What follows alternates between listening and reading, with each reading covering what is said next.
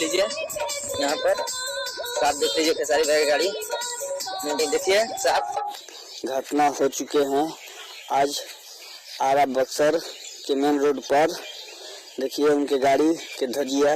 नमस्कार दोस्तों, आपको बता देना चाहता हूं कि खेसारी लाल यादव का एक वीडियो है जो काफी तेजी से वायरल हो रहा है। जी हां दोस्तों, वो वीडियो ये है कि खेसारी लाल यादव का कार का एक्सीडेंट हो गया है। कुछ लोगों का कहना है कि खेसारी लाल अपनी नई कार रेंज रोवर से शूटिंग पर जा रहे थे और अचानक उनकी गाड़ी का एक्सीडेंट हो गया।